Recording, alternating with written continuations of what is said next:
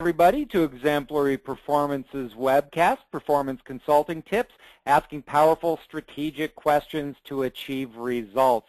My name is Wayne Turmel. I am the producer of today's webcast, and today is a special re-recording of the live webinar that we did that experienced some technical difficulties, so we're going to make sure that you have a clean and easily viewable and listenable version of this important webcast.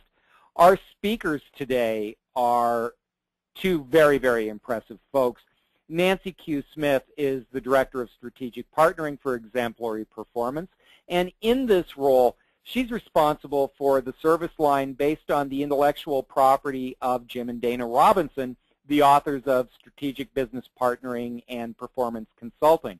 In her work with clients, she supports their transformation from a tactical to a strategic approach, and she also delivers the very popular and well-received workshops based on the work of the Robinsons. Nancy's work has included clients such as Adidas, Alcoa, BP, and many, many more. It's our pleasure today to welcome Monica Drakes. Monica is Principal Consultant for Performance Improvement and Change Execution. She's located in the Western Region office, located in Redmond, Washington. Monica has experience in the human performance business, concentrating especially in learning, leadership development, and change management within the technology center. Companies such as Nintendo and Microsoft and ADP. Prior to joining Exemplary Performance, Monica led several large-scale change initiatives within Microsoft, overseeing all aspects of the change management and performance improvement efforts, and she was a leader and one of the co-founders of the Microsoft Learning Community. So those are your speakers. With that, Monica, take it away. Thank you so much, Wayne, and I'm delighted to be joining the Exemplary Performance webinar team. I want to welcome everyone. Thank you so much for taking the time to join this webcast today. Nancy and I are committed to providing you with meaningful experience and looking forward to your questions. We know that many of you come from different areas of the organization, whether you're in HR, learning, OD, or any other area. We'll make sure that this information is valuable for you because we're committed to providing a meaningful experience, and we can all partner strategically with our clients. So in that light, let's take a look at our commitment to you for today's takeaways. First of all, we want to provide a mental model that's needed in order to ask powerful strategic questions. In other words, this is the mindset from which you begin your thinking about performance. Next, we'll look at 8 categories of root causes that can be barriers to achieving results and also are enablers of success. Next, we'll look at some how-to techniques for asking the powerful questions and important information regarding how do you determine if projects are truly strategic. There are 6 criteria we'll cover to make that determination. And lastly, we'll provide a tool with a starter set of questions for you to reframe your current solution request and those in the future. That will be available to you via email following the webinar. Before we get any further, we want to take a look at what is the difference between a tactical or strategic request. This is an important distinction as we continue on with this material. So when you look at the requests on the screen, let's talk about our need to enhance leadership capability worldwide, and we need a new talent sourcing system that can be utilized globally. Those probably sound familiar to all of you, or you may be working on things similar to this currently. But it's important to understand the difference of whether they're tactical or strategic. So if you said both of these are tactical requests, then you would be correct. Now, it's easy to see them as strategic because they use words like worldwide and globally, which sound very strategic, but in fact, they are tactical, just as would be other types of tactical requests, such as a learning solution, a reorganization, designing of compensation systems or processes. These are all tactics. So let's look at why these are tactics. There are certain characteristics of tactical requests. First of all, they will be focused on design and delivery of solutions. In the previous examples, the client's coming to us with an already predetermined solution. And in that case, the business and performance results are vague or unknown. We don't know really what the achievement is we're trying to get from those solutions. And also, in a tactical request, the true client is often inactive during the initiative. Now, that wasn't really apparent in the previous request, but it is a characteristic of tactical requests.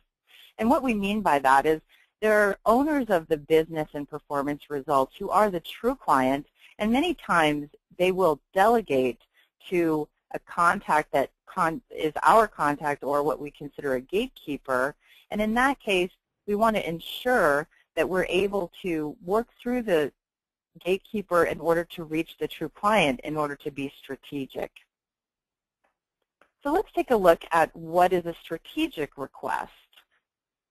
You'll see on the screen a strategic request. Our business has been losing market share for our signature brands in the past 3 years. We will be fast-tracking 3 new products to help reverse this trend. I want to ensure we have the right talent in place and that we are in alignment to deliver on our goals. Now, this is a strategic request because, first of all, it focuses on a business result of market share and regaining market share. Also, we've identified a performance result to have the right talent in place and aligned to deliver on the goals. You'll also note that it is solution neutral. Now, this means that the client is not coming to us with a solution in mind, but rather the client is seeking the performance consultant's assistance to determine what solutions may be needed. So summing that up, the characteristics of strategic opportunities, first of all, focuses on results, performance, and business, not a specific solution. And it is directly linked to one or more business needs, in this case, the regaining of market share. It is solution neutral for some period of time, meaning that there will be some investigation to try to determine what is the correct solution or solutions. And number 4, the benefit of the work is long-term in scope, 1 to 5 years. When you're focused on performance and business results, your effects of these solutions would be long-term. And it will require multiple solutions. The more complex a situation, the more likely it is to have many solutions or many causes which would require many solutions. Also, the client and the consultant share accountability for results. So in our example, that means that the performance consultant will share accountability with the client for aligning the talent around the goal and for helping the business regain market share. Now, I'm very happy to introduce Nancy, who will share with us how, as performance consultants, we can use powerful questions to reframe tactical requests and work more strategically. Nancy? Thank you so much, Monica, and hi, Wayne, and thank you to you who are joining us via this special recording. What I'd like to do first is to take a look at the definition of performance consulting. As you know, this is a performance consulting tips webinar, and it's important to look at this definition to highlight a couple of characteristics that are really key if we want to be effective impacting performance and results in our organizations.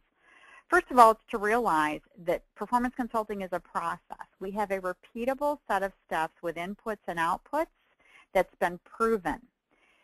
This is also a collaboration. You see that clients, and Monica did a great job positioning our definition of the clients or leaders whom we work with, and us as consultants, where we work together to accomplish a strategic outcome to optimize performance in support of business goals. This is a collaborative process with mutual accountability, and it's key in order to drive that collaboration and truly understand some underlying issues and causes and define our desired performance, that we are asking powerful strategic questions. This is important because as consultants, oftentimes we find ourselves in a position that could be viewed as more of an order fulfillment position where a client comes to us with a request or a solution in mind. And sometimes we may find ourselves actually jumping ahead and focusing on that solution and recognizing that we are lacking critical information so that we truly know that the solution by itself is insufficient. when we ask powerful strategic questions, we can open up the dialogue and truly be certain that what we are doing is driving the results that the client requires. Next slide, please. Here's an example of a tactical request on the screen. And you'll see that this request, our customers indicate they're not satisfied with how our customer service reps are responding to complaints. I want to have all CSRs attend a training program that focuses on how to manage customer complaints. So in that example, there's clearly a client who believes that there is a solution in the form of a training program. This is definitely an example of a tactical request. So our challenge is, how do we avoid provoking the reaction by the client at the far left of the screen? How can we ask questions about that request and really forge that partnership to avoid alienating the client? The first thing we need to do is we need to have a strong, proven mental model. Now, a mental model shapes and oftentimes can distort what we see and what we do about it. The mental model we're going to share looks at aligning business results, performance results, and work environment and capability needs. So this is called the need hierarchy. This was developed by Dana and Jim Robinson and shared in the book Performance Consulting. And as we look at this need hierarchy, there are 4 types of needs. The business need is the highest level need and is represented in the outermost box, followed by the performance needs focused on accomplishments and behaviors. And finally, the center box, the lowest needs in the need hierarchy, represent work environment and capability needs. Let's take a moment to step through each of these types of needs. The business need refers to an operational and/or a strategic goal. This is a result required by an entity that could be a unit or a department, or it could be the entire enterprise. Examples of business needs are grow market share or reduce costs. Let's take a look next at the next level of need, which is a performance need. A performance need is a requirement in terms of accomplishments and behaviors or practices. These refer to what people are producing and accomplishing on the job. An example of a performance need, let's say if we look at the business need of cost reduction, a performance need could be having project managers deliver projects on time, to quality, and within budget. If we take a look, the centermost box, which represents the lowest level needs in the need hierarchy, represent work environment and capability. Those same project managers might need functioning project management software. As well as for capability need, they would need the skills to use that software as an example. So all of these different types of needs align, and it's our job as performance consultants to work to be sure that any solutions that are being delivered, represented by the purple box, line up and support performance and business needs. Here's another way to look at this mental model. If we are focused on producing the performance of people or impacting performance of people to drive business results, we have a strategic approach in our work because our focus is on results. If our focus is on tactics, such as systems and processes or learning content, we're focused in the center box on causes and solutions. That gives us a tactical focus. Obviously, strategy without tactics is futile, so we need to be sure that we're lining them up as performance consultants. Performance is actually enabled by a 3-legged stool. We want to produce successful accomplishments and behaviors. That requires understanding what factors are required that are internal to people or individuals. This is representing the far right leg of the stool. You can see knowledge and skills up there, as well as inherent capability.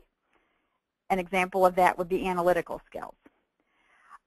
Next, we see factors inside the organization, and you see that there's 5 root causes encompass clarity of roles and expectations, coaching and reinforcement, incentives, work systems and processes, maybe even your organizational culture, as well as access to resources.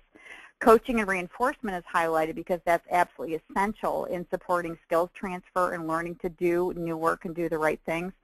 You'll also see work systems and processes highlighted Gary Rumler, who's one of the fathers of human performance improvement, had a quote that I just love, which is, if you pit a good performer against a bad system, the system will win every single time. So what you see on the screen right now are 7 root causes or enablers of performance.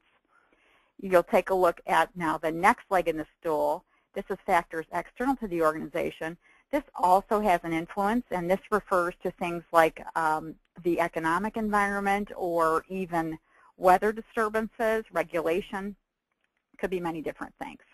When we are discovering cause, asking should is cause questions, being a good performance consultant, we are able to uncover the many different drivers and enablers of performance. It's essential that we have these techniques so that we help enlighten our clients that if they want to achieve results, it's going to take multiple solutions to reach that goal.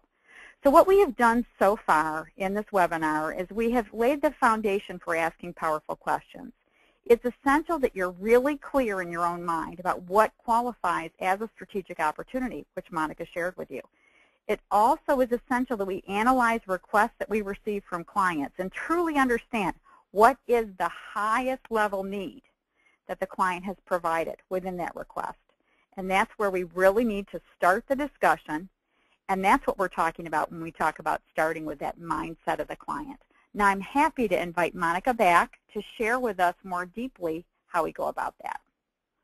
Thank you, Nancy, and thanks for that great foundation so that we can begin our reframing discussion. As you see presented on the screen, the flow of a reframing discussion is that we begin with the tactical request that the client has provided, which likely is a work environment or capability solution, and we move the discussion out of that box to the outer 2 boxes in the hierarchy, discussing the business and performance results the client needs. So our goal of reframing is to transition the discussion away from a focus on a solution and turn the discussion about the solution into a discussion about business and performance results that are required. To do this, there are 2 key techniques. First of all, we use gaps logic, starting with the client's mindset, and that's based on the need hierarchy that we just discussed. And then we'll ask powerful questions, so the situation is explored holistically. First, let's look at how we use the gaps logic to navigate the discussion, and then Nancy will discuss the techniques used to ask clients powerful questions. You'll see that GAPS is actually an acronym which comes from the book written by Dana and Jim Robinson with Ken Blanchard called Zap the Gaps. And the GAPS logic stands for go for the should, which really is looking at what are the goals of the client, analyze the is or the current state, pin down the causes and also therefore the enablers, and S, select the right solutions. So how do we put this in practice? How do we use this and connect to the need hierarchy? The GAPS logic requires that first we discuss the client's shoulds, or as I mentioned, these are the client's goals. And there are 2 types of should questions we need to ask. First, we want to look at what are the business shoulds. For example, as Nancy mentioned, we could be focused on project managers with the need to reduce costs and deliver high quality. So a business should question related to that would be, what are your targets for cost reduction and quality? And a performance should question could be, think of your best project manager. What does that person do more, better, or differently in order to achieve cost and quality targets? Now that could be expanded beyond that initial question to really go into a study of star performers and thoroughly understand what it is that the top performers do more, better, or differently. And that could encompass observation of star performers, or it could include interviews with the top performers to really understand that performance should. Next, we want to look at the current state, or the is. We also want to obtain information in 2 categories. Again, a business is question is frequently asked in relationship to whatever the business should question was that was discussed. So in our example, we would ask a business is question such as, how is your organization currently performing in relationship to cost and quality targets? A performance is question would focus on behavior, and again, is related to whatever performance should we discussed. So from our previous example, once we know what the best project managers are doing to meet cost and quality targets, we could ask, how do your typical project managers perform? What specifically are they doing? And again, this could be related to analysis of star performers and an assessment of current performers against that understanding of the performance should. Now that we have discussed what is the should and the is, we can identify gaps, and from there we want to try to determine and pin down the causes for the gaps. Once again, we can ask, what are the reasons for the gap between the project managers needing to, what they need to do and what we're observing they are doing as a performance or work capability root cause question. And we want to also understand what is challenging the business from achieving its goals. We could ask, what is making it difficult to achieve the cost and quality targets established for your organization? We need to ask cause questions for both performance and the business because the answers we get will be different. Typically, cause questions about a performance issue will obtain the barriers that relate to people's capability and the work environment. And when we ask cause questions about the business, we will obtain external factors, possibly, such as competitive forces. Also relating back to what I mentioned of study of star performers, many times throughout that process, barriers will be identified that a lot of star performers have learned to work around, which is another great way to find out cause answers. The next thing we want to do is now think about the solution. You'll notice that with gas logic, solutions are discussed last. We want to make sure that each solution we identify addresses one or more of the root causes that have been uncovered. So putting this into action, we said we want to start with the client's mindset. Let's take the example on the screen. Our customers are not satisfied with how customer service representatives, CSRs, respond to complaints. I want all customer service representatives trained to manage customer complaints. So if you think about this request, take a moment to identify which of the needs in the hierarchy is given to you by the client in this request, because that's how you understand what the client's mindset is. Is there a business need presented, a performance need, work environment or capability need? What do you think? If you said that the performance need is the highest level need that the client has presented to us, you would be correct. And it is important, as I mentioned, to understand that information that the client's presenting us from their mindset in order to know where to begin the questioning of the client. So the performance need that's been identified to manage customer complaints is the highest order need that we have as a starting point, and we'll focus then our discussion on performance and how CSRs respond to customer complaints rather than jumping right into a discussion on a solution. Before we get into discussing the powerful questioning, let's take a break and see if we have some questions from our audience. Wayne? Well, we did have a number of questions come in, and the first one I think is important in going forward, so let's address it now. Nancy, you mentioned earlier that you should start with the mindset of the client. Can you tell us a little more about that? Sure. What we refer to is really understanding what the client is asking for and how to work with that to form and start our initial question, because we want to be connected to what the client is thinking, and we want to really listen and appear that we're listening well as opposed to just jumping off on our own path. So for example, if my client comes to me and asks for a training program for project managers on project management without any business context, what I need to do is to shift that discussion to the highest order need by asking a question such as, what do you desire your project managers to do differently as a result of the work we may do together? So I'm trying to focus on the desired future result versus characteristics of the solution. And just as I connected with that client's mindset in that example, I would have disconnected if I had said, sure, but before we get started, please tell me about your business goals. That would have appeared that I was not listening nor concerned with the results that the client was seeking. Well, thank you for that. And Monica, you know, this is wonderful in theory and it sounds good, but we all live in the real world. So very often we don't have direct line of sight to the real customer. What about gatekeepers? How do they impact the relationship with the people who are the real client?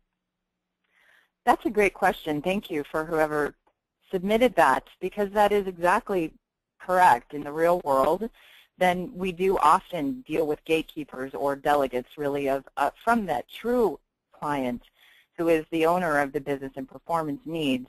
And with strategic work, we'll always be impacting, hopefully, one or more business needs. And those business needs have owners, which are the people that are the true clients. And if we're not working directly with those true clients, then we cannot influence their thinking regarding either the goals or the strategies to achieve their destination. So it's also not possible in that case to share accountability for results with the client, which is, as we saw, another criteria for working strategically. Having said that, though, if you apply these techniques with your gatekeeper, so to speak, or your contact, what you often discover is that they become an ally. They certainly can understand that your job as a performance consultant is to really help impact business and performance needs, and likely they will want to do that as well. Also, when you get into the questioning and you're discussing these powerful questions, they may not have the answers, which is a great way to establish a business case for the two of you to then meet with the true client together. Well, that's terrific. Thank you so much. And that positions us perfectly to move forward. Nancy, tell us about asking those powerful questions. I'm excited to talk about this, so thank you so much. And we appreciate the questions that we did receive. Also want to remind those of you who are listening to this archived broadcast, you can submit questions on our blog. We'd love to continue the dialogue. So this next phase is to ask powerful questions. And of course, this is only effective when you have followed that first step that Monica took you through. So let's take a look at the definition of a powerful question. A powerful question is one that is open-ended, can't be answered with a simple one word or yes or no. It is focused on a particular area of the GAPS map and follows the logic.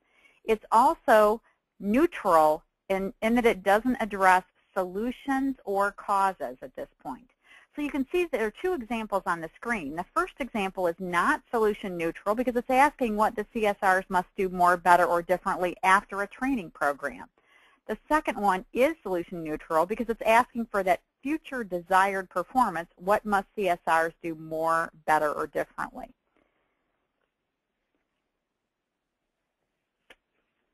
There's a question on the screen. We'd just like you to reflect upon what category of question is it. And you want to understand whether we're asking about performance should or performance is. The question, you indicate your CSRs need to do a better job of managing complaints. If they were doing so effectively, what would they be doing more, better, or differently? If you're thinking that describes the target or future should performance, you are correct. Let's take a look now at the GAPS map, and we could actually follow that should performance question with a performance is question to understand better what's going on. You could ask a question such as, how does that compare with what you observe CSRs doing now in response to the request received?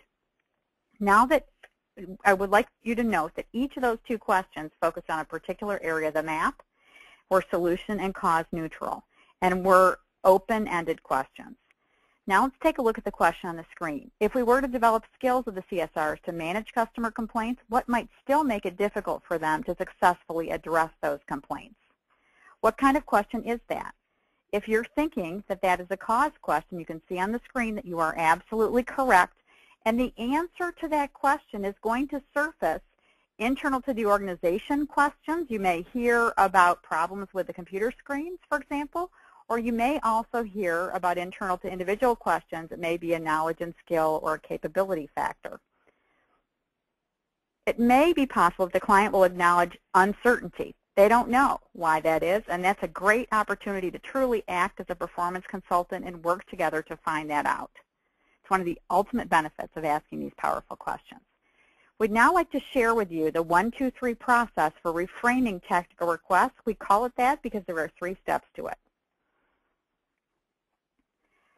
the goal of a reframing discussion is to move that discussion away from that solution focus to truly understand business and performance results that the client requires. When you do that, you're effectively reframing. The first step of the 1, 2, 3 process is prepare. I can't emphasize this step enough. Oftentimes we feel pressure to respond in the moment. It's really essential to take a few minutes and focus on what is the highest level need presented by the client, to understand that client mindset and truly to develop a starter set of questions, as well as the logic to know where we're going to begin the discussion and how we intend to manage it. This does not mean we are planning out all the questions we ask, just the starter set, reflecting upon the client's needs and being prepared to go from there. Step 2 is actually conduct. And this is when you are taking a part of a reframing meeting, having a leadership and collaborative role, asking questions using the GAPS logic, and beginning with the client's mindset. Of course, you're going to ask many more questions than you have prepared, and it should feel like a natural conversation, not an inquisition. There are 2 paths that we can take when we have a reframing discussion. The first path is to begin the discussion talking about performance. We can either start the discussion with performance should or performance is. It's our choice. By the way, this is even true if we're asked to deliver a capability solution such as a training program. We should cover the other. So if we start at should, then we go to performance is. When we've covered should and is, we go to cause. Should is cause, or is should cause. It's up to you. And then you would transition to the other side of the map. So in this case, a transition question could be, if the people in this role were performing as you describe, what would be the impact on your business? And that transitions us to the business side of the map. If, on the other hand, the client comes to us with a business problem and that customer service request, perhaps they didn't ask for a training program but came lamenting that the customer service scores were declining for the organization, then we would start on the business side. We could start should or is, it's really up to us. Should is cause or is should cause, and then we transition to the other side of the map. An example of a transition question could be, in order for the business to perform as you desire, what employee groups would be most influential? And what must people within that group do more, better, or differently? The third step in the 1, 2, 3 process is to determine what comes next. The purpose of a reframing discussion isn't to surface every fact known about a particular situation. The purpose is really to decide what is known, what you still need to know, and also to determine whether you proceed tactically, sticking with the solution requested, but with an improved solution because you have the performance mindset now, whether you pursue it strategically to seek more information and analysis for what truly should be, what is, and what the causes are prior to proceeding, or whether the decision is made to take no action at this time. And this may be because it's inappropriate to move forward, or the client decides that the original solution requested was off base and there is no appetite to move forward at this time.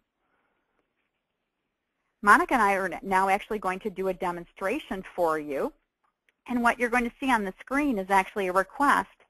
In this demonstration, I'm taking the role of the performance consultant, and Monica is playing the vice president of sales. And Monica, I know you've done so many performance consulting projects working with sales. It's got to be fun to be on the other side of the desk in that vice president role. Absolutely, Nancy. I'm well familiar with this type of a request. When a client comes to you, many times they'll ask something like this: my sales reps and merchandising reps must work effectively as a team. It appears that this is not happening and the communication between these two groups is breaking down. Let's discuss a team building session we could have them attend. So in the request that Monica just shared, she does have a solution in mind. What she's asking for is for us to do a capability solution or a team building session, essentially a training session. Now, Monica also is expressing a higher level need. Monica's talking about performance. In the first need expressed, that it's the should, they must work effectively as a team, sales reps and merchandising reps. And then there is an is, that it's not happening because communication between these two groups is breaking down. So what we're going to do is to role play a discussion, and understand this is abbreviated because your typical reframing discussion is 30 to 45 minutes, but we'll take you through the process and allow you to hear both powerful questions and see GAF's logic in action. So since we had a performance need expressed, we're going to begin on the performance side of the map. Monica did not give me a business need, so I can't approach the discussion logically on the business side. We need to start to the right performance side of the map. So I'll begin the dialogue. Monica, you indicate teams are not working effectively together. And what have you observed currently that leads you to that conclusion? Well, Nancy, the roles of sales reps and merchandising reps are designed to work as partners in support of our strategic retail customers, which are those customers that generate at least $500,000 into our business. What I understand is that the sales reps do not take the merchandise, put them on calls to key customers, and they're also forming plans regarding how to grow the customer's account without involving the merchandising rep. So is that what you refer to when you talk about communication breaking down then? Absolutely. Rather than discuss an account with the merchandising rep, deciding together on the actions to take, the sales reps are sending orders through voicemail or emails to the merchandising rep, in turn turning them into an order taker and not a partner. So now, stepping out of role, we have just unearthed information about is or current performance. So what kind of question would you ask next? You're right. We want to go to performance should. It's not yet time to ask for causes. We need to discover should and is and compare those two before we drill down for causes. So you indicated that they are not working as a team effectively to support the retailers. What would you like them to do? How should they be performing? Well, ideally, Nancy, they would be meeting on a regular basis to review each strategic customer's account for activity, problems, or opportunities, and then they should work together to develop and implement innovative plans and promotions within the customer's stores. And is there any team doing a particularly effective job of that today? If so, what are they doing differently? Well, that's a great question.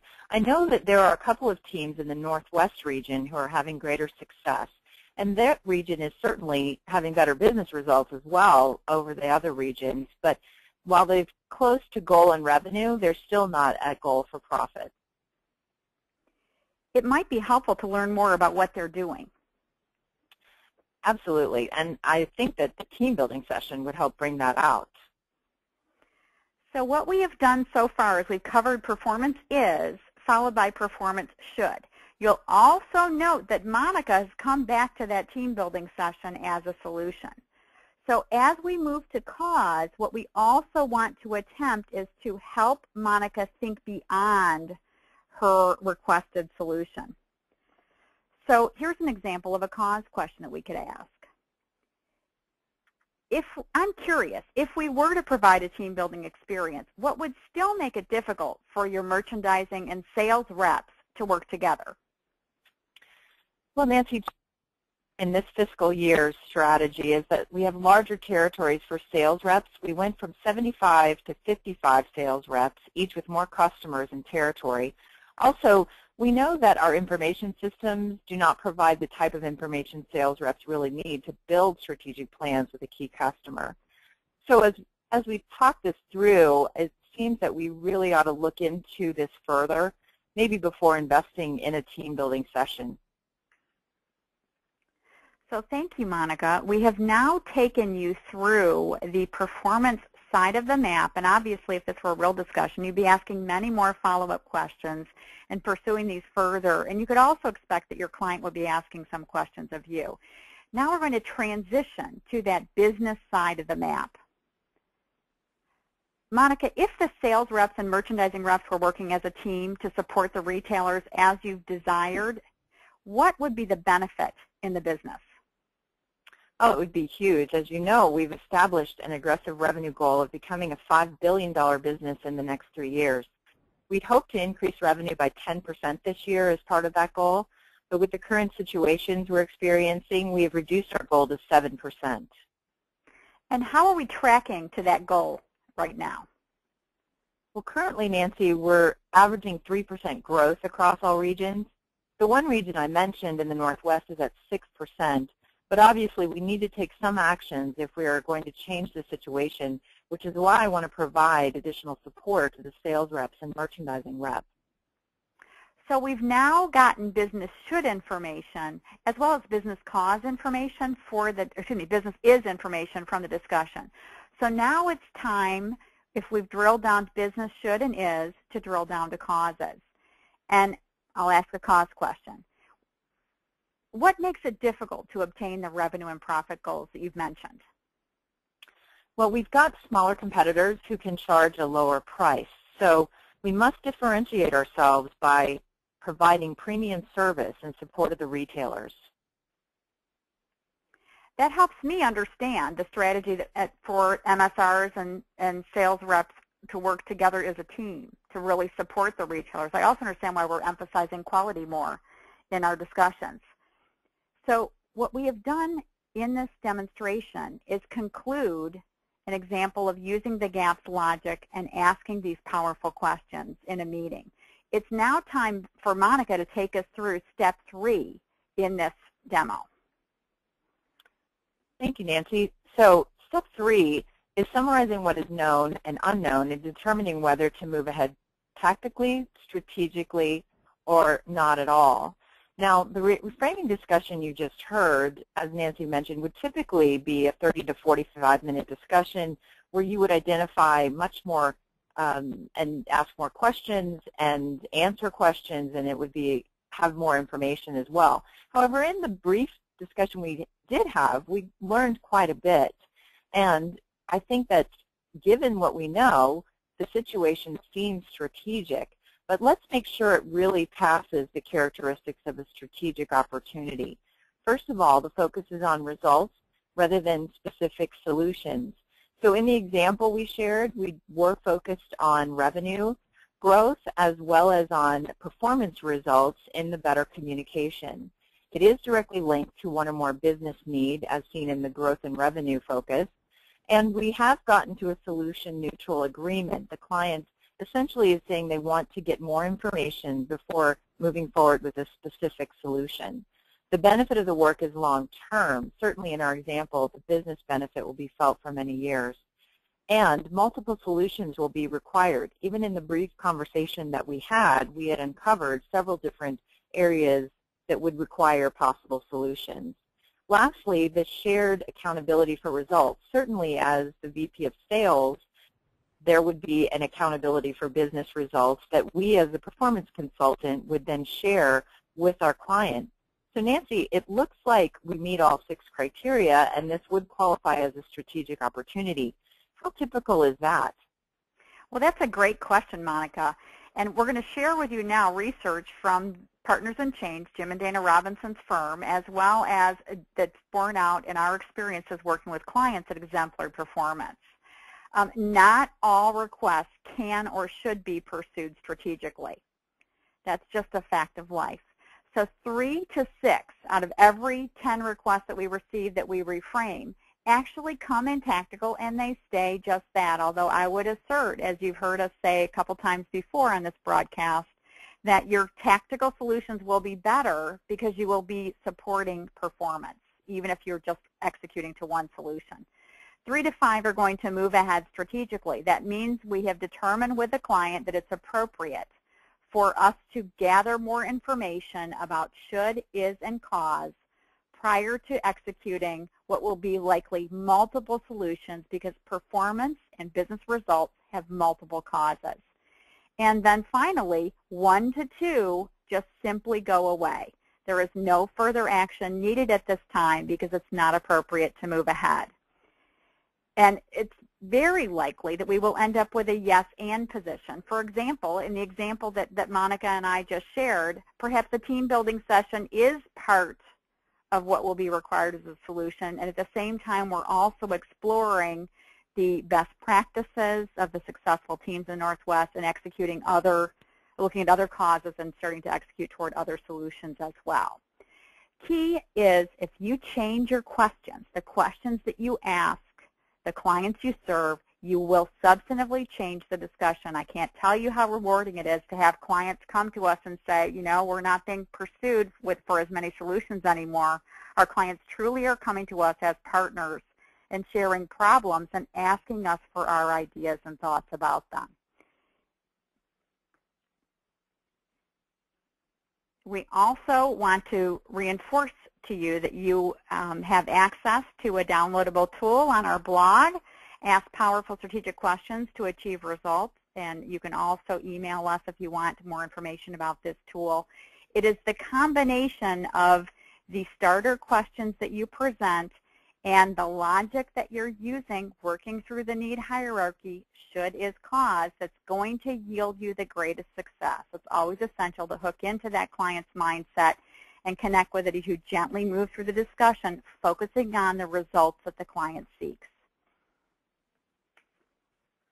Also want to share with you our next scheduled webinar will be the week of December 12th, 2011, and it will be on a fresh approach for the manager coach. This is to take this holistic performance and results concept and allow managers to have the tools to improve the performance of their teams. So stay tuned for news about that. Now I'd like to turn it over to Wayne. I know there have been several more questions that we had submitted in queue.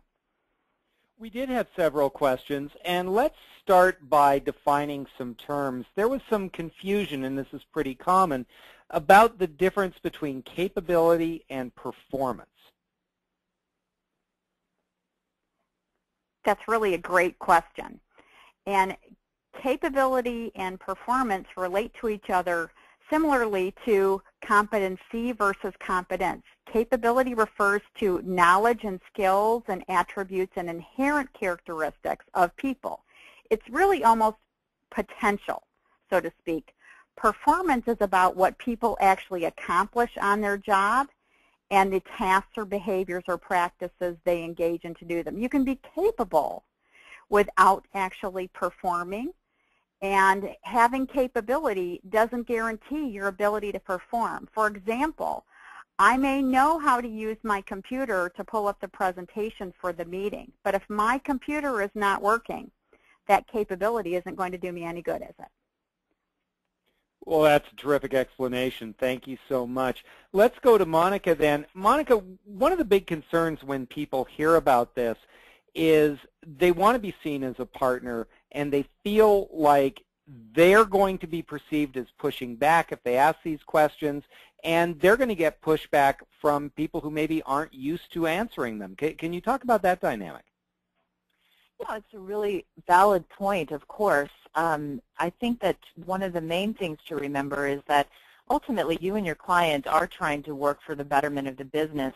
And while they may not have seen you in this light before because you've had the role of essentially answering the request for solutions, you can reframe the discussion and you can change the understanding of your role by having a statement of intention with your discussion with your client. So in other words, you would give them a little bit of the information we've talked about today, that as a performance consultant, you are very focused on providing valid solutions for a business, that you want to ensure that the client's time and investment is spent to the best of the ability of actually affecting results.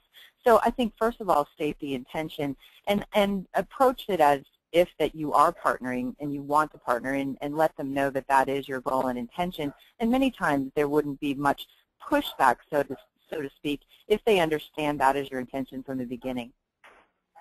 Thank you so much. And Nancy, we did get and do get a lot of questions about furthering people's information on this topic. Where can they find resources like that?